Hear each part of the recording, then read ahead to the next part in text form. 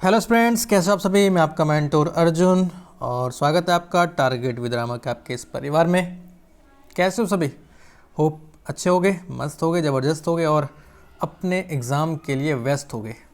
चलिए शुरू करते हैं। चलिए जीएस घटना चक्र हमारी ये सीरीज़ चल रही है 90 डेज हार्ड चैलेंज बैच, जिसमें पॉलिटी का मैं करा रहा हूँ और हिस्ट्री का हो चुका है, साइंस का सुबह चल रहा है, तो उसको भी ज़रूर देखें। चलिए बिना किसी देरी के फटाफट शुरू करते हैं। स्पेसिफिक है आरओ और यूपीपीसीएस के लिए, एसएससी। चलिए 7:15 इसको कर दिया जाता है। चलिए क्वेश्चन नंबर 30 देखिए। इसमें हम 29 तक कर चुके थे। जो इंपॉर्टेंट है मैं वही कराऊंगा, बीच में क्वेश्चन जो छोड़ूंगा वे आप आपत्ति ना उठाएं कि क्वेश्चन क्यों छोड़े जा रहे हैं, क्योंकि जो क्वेश्चन इरेलेवेंट हो चुके हैं या फिर आने के चांसेस नहीं है उनको मैं छोड़ दूंगा। कथन ए, कथन और कारण। भारत संघ में मंत्रिपरिषद संयुक्त रूप से लोकसभा और राज्यसभा दोनों के प्रति उत्तरदायी है। क्या ऐसा है? राज्यसभा के प्रति उत्तरदायी नहीं होता, हमने पढ़ा था, केवल लोकसभा के प्रति उत्तरदायी होता है।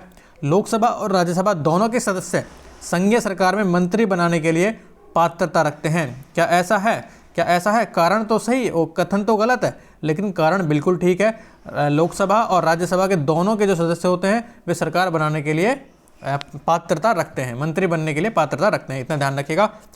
चलिए बाकी इसमें देखने की आवश्यकता नहीं है, फिर भी एक बार देख लेते हैं। अनुच्छेद 75, संघीय मंत्रिपरिषद संयुक्त रूप से संसद के निम्न सदन यानी कि लोकसभा के प्रति उत्तरदायी होगी, न कि राज्यसभा के। इस पॉइंट को याद रखना है। उसके बाद अनुच्छेद 75(5) भी कुछ कहता है कि 6 माह के भीतर संसद के किसी सदन की सदस्यता प्राप्त करनी ही होगी।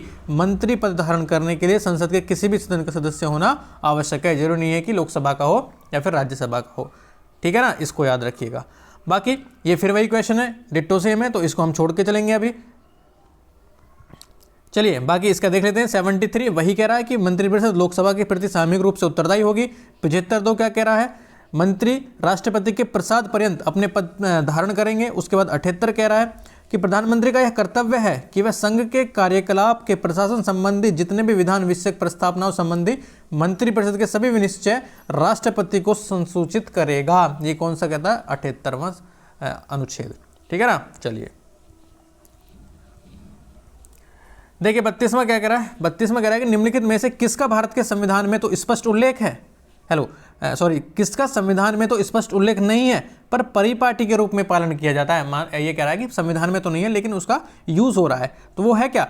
वित्त मंत्री को निम्न सदन का सदस्य होना चाहिए, ऐसा है क्या? या फिर प्रधानमंत्री यदि निम्न सदन में बहुमत खो दे तो उसे त्यागपत्र दे देना चाहिए।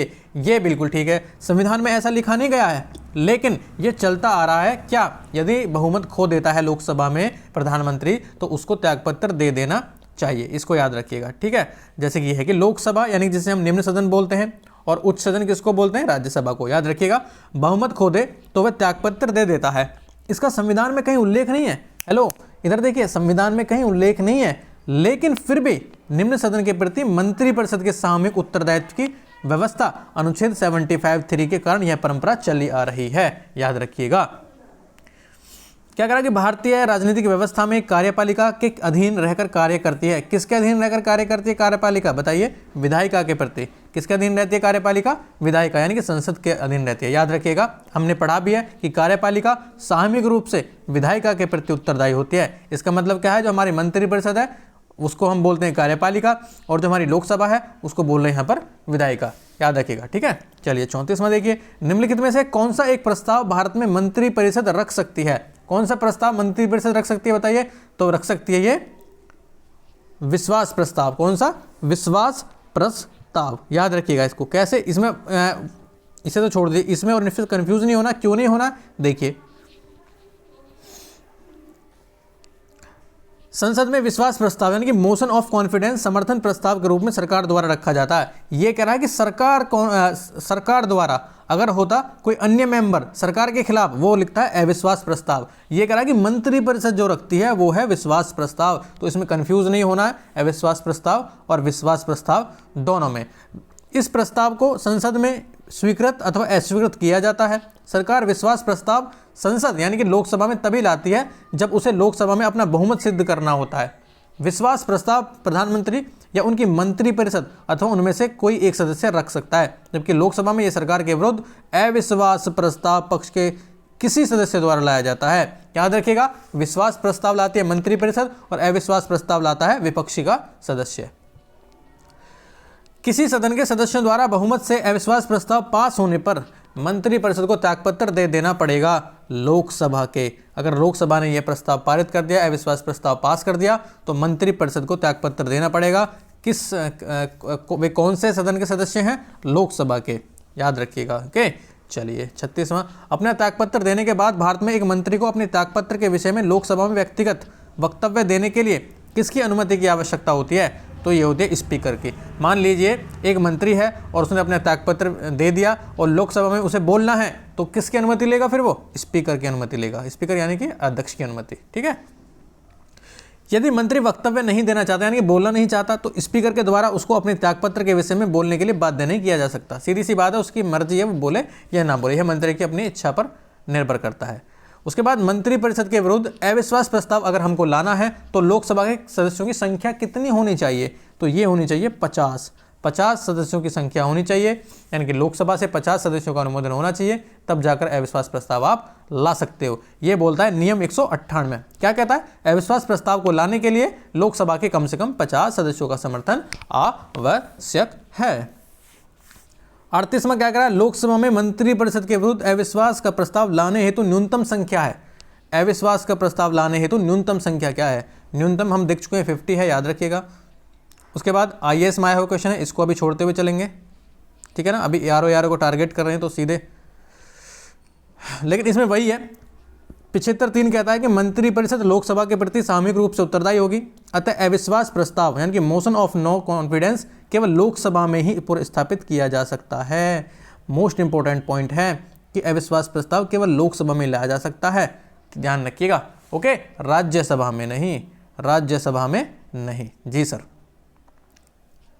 उसके बाद केंद्रीय मंत्रिपरिषद के त्यागपत्र देने के उपरांत निम्नलिखित में से कौन सी एक स्थिति नहीं है? बताइए, जब केंद्रीय मंत्रिपरिषद के त्यागपत्र देने के बाद निम्नांकित में से कौन सी एक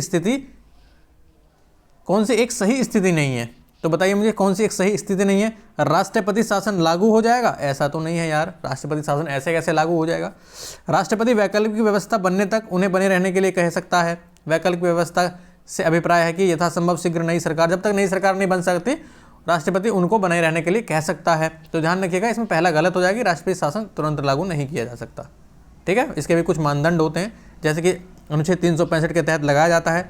राष्ट्रपति शासन कब लगाया जाता है? जब राज्यों में संवैधानिक तंत्र विफल हो जाता है, तो ऐसे नहीं लगा सकते, इसकी भी कुछ कंडीशन है। देखिए आगे, प्रदेश का कौन सा नेता नेहरू की कैबिनेट में पहले गृह मंत्री तथा बाद में रक्षा मंत्री बना? तो ये थे आपके कैलाश नाथ काटजू। याद रखिएगा इस नाम को, याद रखिएगा इस नाम को। MPPCS ने पूछा है, आपसे पूछ सकता है कैसे? नेहरू की कैबिनेट बनी, उसमें पहले गृह मंत्री थे, इनके होम मिनिस्टर थे, उसके बाद डिफेंस मिनिस्टर बने। कौन? कैलाश नाथ काटजू। याद रखिएगा इसको, ठीक है। 42वां, स्वतंत्र भारत के प्रथम वित्त मंत्री कौन थे? बताइए। इंडिपेंडेंस इंडिया के पहले वित्त मंत्री, finance minister of independent India, तो कौन थे? गुलजारी लाल नंदा, जॉन मथाई, कृष्णमाचारी, श्रीमती सरोजिनी नायडू। तो कमीशन ने इसका कोई आंसर नहीं दिया है। स्वतंत्र भारत के प्रथम वित्त मंत्री R.K. षणमुखम चेट्टी थे। कौन? R.K. षणमुखम चेट्टी, जो कि 15 अगस्त 1947 से 17 अगस्त 1948 तक पद पर बने रहे। इन्होंने स्वतंत्र भारत का पहला केंद्रीय बजट प्रस्तुत किया था। 1948 में जॉन मथाई को वित्त मंत्री नियुक्त किया गया। तो अगर हम इनमें से किसी को ढूंढना चाहें तो जॉन मथाई को लगा के आएंगे, क्योंकि 1948 में इनको लाया गया। इससे पहले कौन थे? षणमुखम चेट्टी, षणमुखम चेट्टी, याद रखिएगा। भारत के स्वतंत्र पश्चात प्रथम मंत्रिमंडल का कानून मंत्री कौन था? तो कानून मंत्री थे आपके डॉक्टर भीमराव अंबेडकर, ठीक है ना। कौन थे? Doctor B.R. अंबेडकर प्रथम कानून मंत्री थे आफ्टर इंडिपेंडेंट। जबकि जो अंतरिम सरकार थी 1946 की, जो हमारी अंतरिम सरकार थी भारत में, उसमें कानून मंत्री थे जोगेंद्र नाथ मंडल। कौन? जोगेंद्र नाथ मंडल, ठीक है।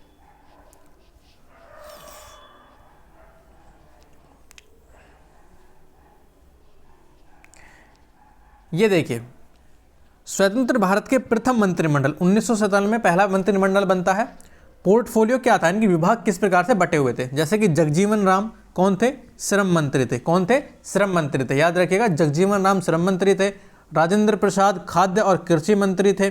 H.C. भाभा वाणिज्य मंत्री थे और सरदार बलदेव सिंह रक्षा मंत्री थे। चारों को याद रखना है, चारों को याद रखना है। जगजीवन राम श्रम मंत्री, डॉक्टर राजेंद्र प्रसाद खाद्य और कृषि मंत्री थे, एच.सी. भाभा वाणिज्य मंत्री थे और सरदार बलदेव सिंह रक्षा मंत्री।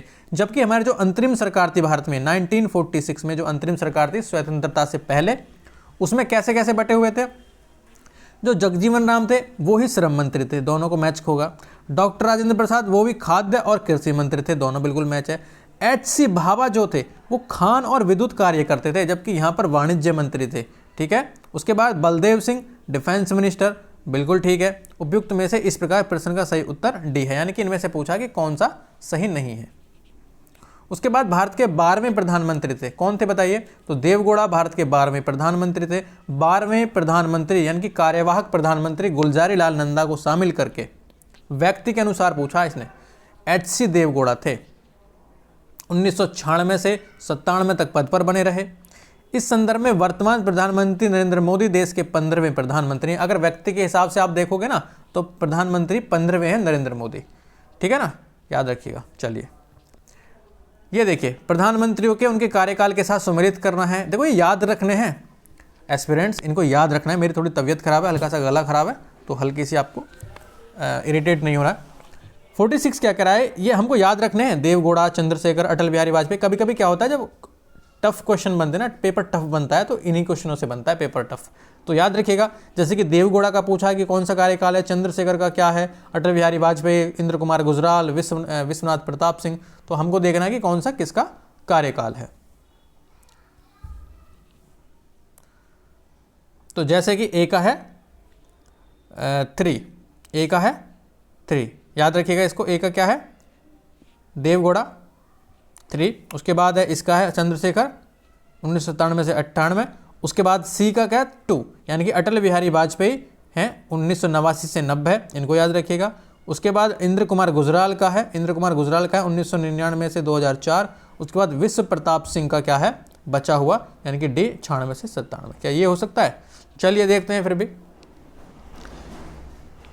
सबसे पहले देखिए एच.सी. देवगौड़ा, एच.डी. देवगौड़ा 1996 से 1997, 1 वर्ष तक इनका कार्यकाल रहा बस। उसके बाद चंद्रशेखर 1990 से 1991, इनका भी इतना रहा।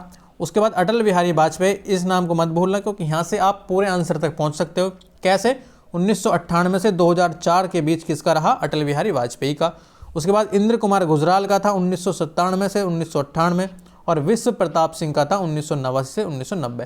तो याद करना थोड़ा सा टफ तो हो सकता है, मैं मानता हूँ कि बहुत ज़्यादा टफ है, लेकिन एक तो याद कर लो, सारे याद करने की आवश्यकता नहीं है। जैसे कि अटल बिहारी वाजपेयी हम बार बार नाम सुनते हैं, तो 1998 से 2004 इनको याद कर लो, और एच.डी. देवगौड़ा को कर लो 96 से 97 बस। आगे देखिए ये क्या कह रहा है कि निम्नलिखित में से कौन से एक अधिकार, क्या कह रहा है कि निम्नलिखित में से कौन से अधिक बार प्रधानमंत्री नियुक्त हुए हैं? एक से अधिक बार कौन प्रधानमंत्री बना है बताइए मुझे। जवाहरलाल नेहरू, इंदिरा गांधी, गुलजारी लाल नंदा, अटल बिहारी वाजपेयी। तो जो उपयुक्त जितने भी सभी हैं ये एक से ज़्यादा बार कौन बने हैं? एक से ज़्यादा बार क्या बने हैं? प्राइम मिनिस्टर बने हैं। कैसे बने देखिए, दिए गए सभी व्यक्ति एक से अधिक बार प्रधानमंत्री नियुक्त हुए हैं, जिनमें गुलजारी लाल नंदा 2 बार कार्यकारी प्रधानमंत्री रहे। गुलजारी लाल नंदा 2 बार कार्यकारी रहे। निम्नलिखित में से किन्होंने अपने राजनीतिक जीवन में भारत के प्रधानमंत्री का पद एक बार से अधिक समयांतर के बाद सुशोभित किया? यानी कि कौन कौन थे इन्होंने? जैसे कि गुलजारी लाल नंदा हो गया, जवाहरलाल नेहरू है, इंदिरा गांधी है। तो 1, 3, 4 जिसमें हैं उनको लगाइए सबसे पहले। तो 3, 4 इसमें हैं, 3, 4 और 5। क्या पूछा इन्होंने? भारत के प्रधानमंत्री का पद एक बार से अधिक समयांतर के बाद सुशोभित किया है। तो इसमें कैसे हो गया जवाहरलाल नेहरू?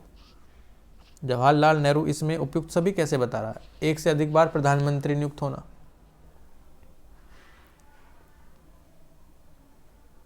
चलिए इसको देखेंगे, जबकि इसमें नहीं दे रहा है। इसमें 3, 4 और 5 दिए हैं, कौन कौन से? एक से ज़्यादा बार। एक तो है गुलजारी लाल नंदा, इंदिरा गांधी और अटल बिहारी वाजपेयी। कैसे दिए हैं देख लेते हैं एक बार नीचे। जवाहरलाल नेहरू के प्रधानमंत्रित्व काल में समय अंतराल नहीं था। अच्छा, समय अंतराल नहीं था उस टाइम पे। ओके, थोड़ा सा यहाँ पर कन्फ्यूज़ नहीं होना है। उस टाइम पे समय अंतराल नहीं था, यानी कि टाइम डिफरेंस नहीं था। गुलजारी लाल नंदा पहली बार 64 से 64 तक बने। उसके बाद दूसरी बार 66 से 66 तक बने। 2 समय अंतराल में भारत के कार्यवाहक प्रधानमंत्री हुए। इंदिरा गांधी 66 से 80 में, अटल बिहारी वाजपेयी पहली बार 1996 में और दूसरी बार 1998 में। 2 समय अंतरालों में भारत के प्रधानमंत्री नियुक्त हुए। तो इनको याद रखिएगा, ठीक है। पूछ सकता है, ये रटने वाले क्वेश्चन है हल्के से। 49 कह रहा है कि भारत के किस प्रधानमंत्री की मृत्यु देश के बाहर हुई, तो ये थे आपके लाल बहादुर शास्त्री की मृत्यु देश के बाहर ताशकंद यानी कि वर्तमान में उज्बेकिस्तान की राजधानी है 11 जनवरी 1966 को हो गई थी। 50 क्या करा, निम्नलिखित राज्यों एवं उनसे संबंधित मुख्यमंत्रियों का मिलान करना है, जैसे कि पीवी नरसिम्हा राव जो भारत के प्रधानमंत्री बने, मोरारजी देसाई, एचडी देवगौड़ा, चरण सिंह और नरेंद्र मोदी। ये कहाँ से इनके संबंधित मिलान करना है, उनके स्टेट से, उनके राज्यों से। ठीक है, तो नरेंद्र मोदी बताइए मुझे, क्या गुजरात से है ये? तो ये तो आपको पता है, इसलिए इन्होंने सारे में 3 लगा दिया, क्योंकि आप बहुत ज़्यादा चतुर ना बने। क्या जो चौधरी चरण सिंह हैं, क्या ये उत्तर प्रदेश से हैं? डी का 1 हो सकता है क्या? डी का 1 किस किस में है? तो डी का 1 तीनों में है, तो यहाँ पर भी आप चतुर नहीं बन सकते, इसको भी ध्यान रखिएगा।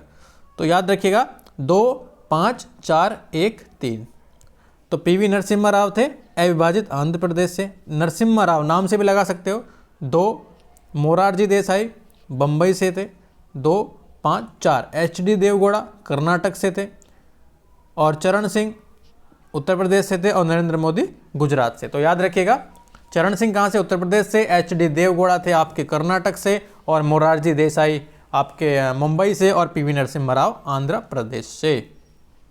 ये रहे। चलिए, निम्नलिखित में से कौन भारत के प्रधानमंत्री बनने से पूर्व किसी भी राज्य के मुख्यमंत्री नहीं रहे? तो ये थे आपके चंद्रशेखर। याद रखिएगा, इसको कैसे याद रखना है? चंद्रशेखर प्रधानमंत्री बनने से पूर्व किसी भी राज्य के मुख्यमंत्री नहीं थे, जबकि एचडी देवगौड़ा कर्नाटक के, पीवी नरसिम्हा राव आंध्र प्रदेश के, और मोरारजी देसाई महाराष्ट्र यानी कि मुंबई मुख्यमंत्री रह चुके थे।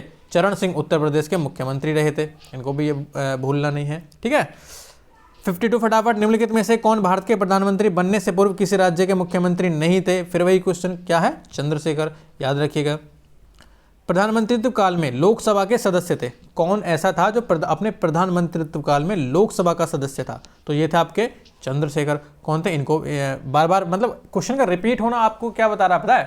क्वेश्चन का रिपीट होना बच्चों आपको बता रहा है कि आपका रिवीजन अच्छा हो रहा है यहाँ पे।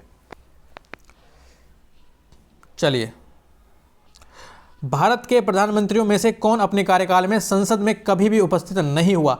वेरी इंपॉर्टेंट, यानी कि अपने कार्यकाल में एक बार भी संसद में नहीं आया यह व्यक्ति। तो ये था चौधरी चरण सिंह। तो ये थे हमारे चौधरी चरण सिंह। चौधरी चरण सिंह 28 जुलाई 1979 से 14 जनवरी 1980 तक भारत के प्रधानमंत्री रहे। उनके पूरे कार्यकाल के दौरान लोकसभा की बैठक नहीं हुई। अब ऐसा नहीं है कि वो गए नहीं थे, मुद्दा ये था कि बैठक ही नहीं हुई थी लोकसभा की। लोकसभा की निर्धारित बैठक में से एक दिन पूर्व ही कांग्रेस द्वारा समर्थन वापसी के कारण चौधरी चरण सिंह को प्रधानमंत्री पद से इस्तीफा देना पड़ा। अन्य तीनों प्रसन्नगत प्रधानमंत्री जो थे वो कार्यकाल में उपस्थित थे। तो याद रखिएगा इनको। ये कह रहा है कि निम्नलिखित में से कौन भारत के संघीय वित्त मंत्री रहे हैं? कौन रहे हैं संघीय वित्त मंत्री? फाइनेंस मिनिस्टर कौन कौन रहे हैं? तो ये हैं आपके चारों। कौन कौन? वीपी सिंह, आर वेंकटरमण, वाई चौहान और प्रणब मुखर्जी। चारों को याद रखना, वीपी सिंह, वेंकटरमण, चौहान और मुखर्जी, प्रणब मुखर्जी। तो उपरोक्त विकल्पों में से सभी व्यक्ति भारत के संघीय वित्त मंत्री रह चुके हैं। थोड़ा सा मतलब क्वेश्चन आपको ऐसे लगेंगे कि हमको याद ही करने पड़ेंगे, लेकिन कोई विकल्प नहीं है। देखो, साम दाम दंड भेद कुछ भी करना पड़े, अपन को कहानी बनानी है। 56वां देखिए उदारीकरण, निजीकरण और भूमंडलीकरण की नई आर्थिक नीति घोषित की गई। किसके द्वारा? नरसिम्हा राव के द्वारा होगा ना। प्राइवेटाइजेशन, ग्लोबलाइजेशन और लिबरलाइजेशन। एलपीजी सुना है ना। तो ये वही है, किसके द्वारा लाया गया था? नरसिम्हा राव के द्वारा इसको शुरू किया गया था। नई आर्थिक पॉलिसी 1991 को तत्कालीन प्रधानमंत्री नरसिम्हा राव ने नई औद्योगिक नीति की घोषणा की, जिसमें क्या कहा? उदारीकरण, निजीकरण और भूमंडलीकरण तथा बाजारीकरण की नीति अपनाई इन्होंने। मनमोहन सिंह के संबंध में पूछा है, निम्न में से कौन सा कथन सही नहीं है? बताइए। भारत के पूर्व वित्त मंत्री थे, बिल्कुल गलत, सही नहीं है पूछा है। अच्छा, सही नहीं है पूछा है बच्चों, कौन सा कथन सही नहीं है? तो भारत के पूर्व वित्त मंत्री, ये तो ठीक है। उसके बाद भारतीय रिजर्व बैंक के पूर्व गवर्नर भी रह चुके हैं, ये बिल्कुल ठीक है। वित्त आयोग के पूर्व अध्यक्ष नहीं थे, ये वित्त आयोग के पूर्व अध्यक्ष नहीं रहे हैं। अंतर्राष्ट्रीय आईएमएफ में भारत के पूर्व प्रतिनिधि भी इन्होंने आईएमएफ में किया है, आईएमएफ में। ठीक है, चलिए मनमोहन सिंह प्रधानमंत्री के बारे में पूछा है, तो कहाँ से थे? असम से राज्यसभा के सदस्य हैं ये, असम से राज्यसभा के सदस्य थे, असम से राज्यसभा के सदस्य थे। उसके बाद चलिए आगे देखिए, ये कथन कारण के क्वेश्चन है, बहुत कम पूछता है वैसे, फिर भी कर लेते हैं। किसी व्यक्ति को उप प्रधानमंत्री कहना केवल राजनीतिक निर्णय है? क्या ऐसा है कि किसी व्यक्ति को उप प्रधानमंत्री कहना केवल राजनीतिक निर्णय है? क्या भारत में उप प्रधानमंत्री का पद है? पीएम का तो है, उप प्रधानमंत्री का भी कुछ है, वह उसे प्रधानमंत्री का कोई अधिकार प्रदान नहीं करता, ऐसा है क्या? ए और आर दोनों सही हैं, आर ए की सही व्याख्या नहीं है। दोनों ना, दोनों ठीक है वैसे तो, लेकिन ये इसकी सही व्याख्या नहीं करता है। भारत में उप प्रधानमंत्री का कोई विकल्प नहीं है। भारतीय प्रधानमंत्री के परामर्श अनुसार राष्ट्रपति मंत्रिमंडल के किसी सदस्य को उप प्रधानमंत्री नियुक्त कर सकते हैं। कौन कर सकता है? ध्यान रखना, प्रेसिडेंट। कौन? प्रेसिडेंट, राष्ट्रपति। उप प्रधानमंत्री का पद का सृजन कहां पर है? संविधान के प्रावधानों से हटकर हुआ है, संविधान में नहीं है, ध्यान रखिएगा, अलग हुआ है इसका। चलिए फटाफट 62वां क्या कह रहा है? निम्नलिखित कथनों पर विचार करना है। भारतीय संघ की कार्यपालिका शक्ति प्रधानमंत्री में निहित है। गलत, बिल्कुल गलत। निहित नहीं है ना, निहित किसमें? प्रेसिडेंट में, राष्ट्रपति में। प्रधानमंत्री सिविल सेवा बोर्ड का पदेन अध्यक्ष होता है, क्या ऐसा है? बिल्कुल गलत। सिविल सेवा बोर्ड का पदेन अध्यक्ष सचिव होता है, ये हम पहले ही कर चुके हैं, न तो एक सही है न दो सही है। 53 के अनुसार संघ की कार्यपालिका शक्ति राष्ट्रपति में निहित होगी, वह इसका प्रयोग इस संविधान के अनुसार स्वयं या अपने अधीनस्थ अधिकारियों के द्वारा करेगा, याद रखिएगा। कैबिनेट सचिवालय प्रधानमंत्री के प्रत्यक्ष प्रभार के तहत होता है। सचिवालय का प्रशासनिक प्रमुख कैबिनेट सचिव है, जो सिविल सेवा बोर्ड का पदेन अध्यक्ष भी होता है। चलिए इसको छोड़ेंगे अभी, ये वही क्वेश्चन है, रिपीट हो रहा है, फिर वही क्वेश्चन है, इसको भी अभी छत्तीसगढ़ पीसीएस ने पूछा। चलिए एक बार कर लेते हैं। 64वां, कैबिनेट समितियों से संबंधित कथनों पर पढ़िए और उनका विकल्प चुनिए सही वाला। कथन 1, संविधान में कैबिनेट समितियों का उल्लेख नहीं है, क्या ऐसा है क्या? कथन 2, कैबिनेट समितियां प्रधानमंत्री द्वारा समय की जरूरत एवं परिस्थिति की आवश्यकता को ध्यान में रखते हुए गठित की जाती हैं, कौन? पीएम द्वारा, ऐसा है क्या? यदि प्रधानमंत्री समिति के सदस्य हों तो यह आवश्यक नहीं, यदि प्रधानमंत्री समिति के सदस्य हों तो यह आवश्यक नहीं। संसदीय मामलों की समिति के अध्यक्ष प्रधानमंत्री होते हैं, संसदीय मामलों की समिति के अध्यक्ष प्रधानमंत्री होते हैं। तो कथन 1 और 2 सही हैं, लेकिन 3 और 4 गलत हैं। कैसे? संविधान में कैबिनेट समितियों का उल्लेख नहीं है, बिल्कुल ठीक है। कैबिनेट समितियां प्रधानमंत्री द्वारा समय की जरूरत, सीधी सीधी बात है, कैबिनेट जो बनती है हमारी कमेटीज, उसको कौन बनाता है? प्रधानमंत्री बनाता है, याद रखिएगा। तीसरा और चौथा गलत है। कैसे? यदि प्रधानमंत्री समिति के सदस्य हों तो यह आवश्यक नहीं, बिल्कुल गलत। उसके बाद संसदीय मामलों की समिति के अध्यक्ष प्रधानमंत्री होते हैं, नहीं, होम मिनिस्टर होते हैं, याद रखिएगा, संसदीय मामलों के। तो ये देख लेते हैं। कैबिनेट समिति का सदस्य प्रधानमंत्री के होने पर उसकी अध्यक्षता प्रधानमंत्री द्वारा की जाती है। कोई अन्य मंत्री कैबिनेट समिति का अध्यक्ष तभी होता है यदि प्रधानमंत्री उस समिति में शामिल ना हो। संसदीय मामलों की कैबिनेट समिति के प्रधानमंत्री सदस्य नहीं होते। इसकी अध्यक्षता वर्तमान में डिफेंस मिनिस्टर करता है। संसदीय मामलों की जो उसको होम मिनिस्टर नहीं, डिफेंस मिनिस्टर, रक्षा मंत्री करते हैं। केंद्र सरकार में उच्चतम नागरिक सेवा अधिकारी कौन है? तो ये हैं आपके मंत्रिमंडल सचिव। कौन? मंत्रिमंडल सचिव, याद रखिएगा। उसके बाद निम्नलिखित संविधान संशोधनों में से कौन सा एक बताता है कि मंत्रिमंडल में कुल मंत्रियों की संख्या प्रधानमंत्री को सम्मिलित करते हुए लोकसभा के सदस्यों की कुल संख्या के 15%? ये कौन बताता है? 51वां संविधान संशोधन। कौन सा संविधान संशोधन बताता है? 91वां संविधान संशोधन। क्या बताता है? 51वां संविधान संशोधन होता है 2003 में। ये बताता है कि मंत्रिपरिषद में प्रधानमंत्री सहित मंत्रियों की कुल संख्या लोकसभा के कुल सदस्यों की संख्या का 15% से अधिक नहीं होनी चाहिए, ठीक है। 67 क्या करा? निम्नलिखित में से किस संवैधानिक संशोधन अधिनियम द्वारा मंत्रिपरिषद की संख्या, फिर वही क्वेश्चन है कि 15% से अधिक नहीं होनी चाहिए, तो ये था आपका 51वां संविधान संशोधन। कौन सा? 2003 में। केंद्रीय सरकार के संदर्भ में निम्नलिखित कथनों पर विचार करना है। 15 अगस्त 1947 को केंद्र में मंत्रालयों की संख्या 18 थी, क्या ऐसा है? बिल्कुल ठीक है। 15 अगस्त 1947 को केवल 18 मंत्रालयों की संख्या थी। कितने मंत्रालय थे? 18। वर्तमान में मंत्रालयों की संख्या 36 है, ये गलत है। कैसे गलत है? वर्तमान में मंत्रालयों की संख्या 51 है। कितनी? 51। फिर क्वेश्चन कह रहा है कि निम्नलिखित में से 69वां है कि कौन सा आधिकारिक दस्तावेज भारत से संबंधित है। कौन सा दस्तावेज भारत से संबंधित है? हरित पत्र, श्वेत पत्र, पीत पुस्तिका, नीली पुस्तिका। तो श्वेत पत्र भारत से संबंधित है। यूपीपीसीएस मेंस में पूछा है कैसे भारत में सरकार द्वारा अथवा उसके किसी मंत्री द्वारा किसी विषय पर विस्तृत एवं आधिकारिक विवरण श्वेत पत्र के रूप में जारी किया जाता है। याद रखिएगा, इसे व्हाइट पेपर बोलते हैं।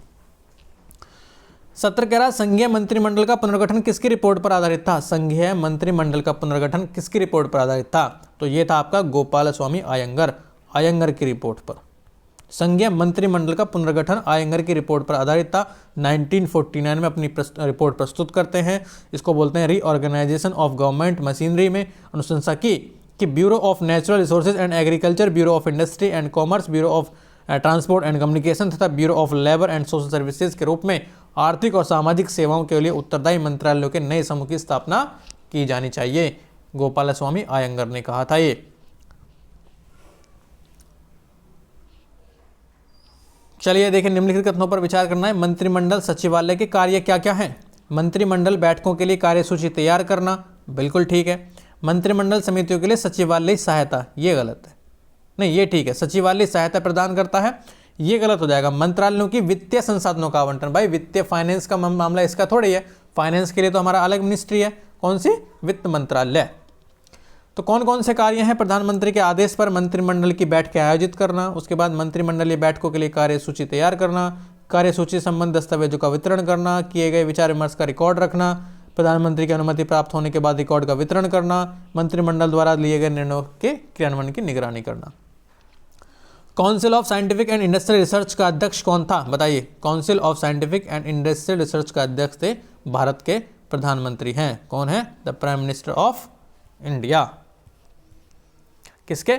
इसको बोलते हैं हम वैज्ञानिक और औद्योगिक अनुसंधान परिषद, यानी कि CSIR, शॉर्ट में इसको CSIR बोलते हैं, के पदेन अध्यक्ष होते हैं हमारे प्राइम मिनिस्टर, याद रखिएगा। जबकि केंद्रीय विज्ञान एवं प्रौद्योगिकी मंत्री इसके पदेन उपाध्यक्ष होते हैं। उपाध्यक्ष कौन होता है? विज्ञान मंत्री।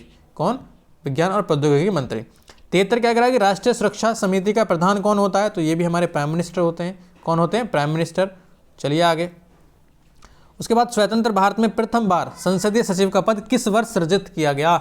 स्टार मार्क करिएगा। स्वतंत्र भारत में जब भारत इंडिपेंडेंस हो गया, यानी कि स्वतंत्र हो गया, फ्रीडम उसको मिल गई, तो पहली बार संसदीय सचिव का पद किस वर्ष सृजित किया गया? तो ये किया गया 1951 में। कब किया गया बच्चों? 1951 में। 75 क्या कह रहा है? निम्नलिखित में से किसका सुमेल नहीं है?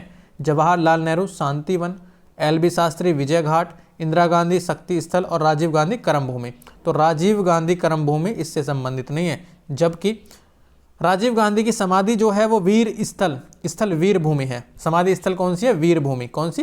वीर भूमि, ना कि करम भूमि। करम भूमि समाधि स्थल भारत के पूर्व राष्ट्रपति शंकर दयाल शर्मा की है। किसकी है ये?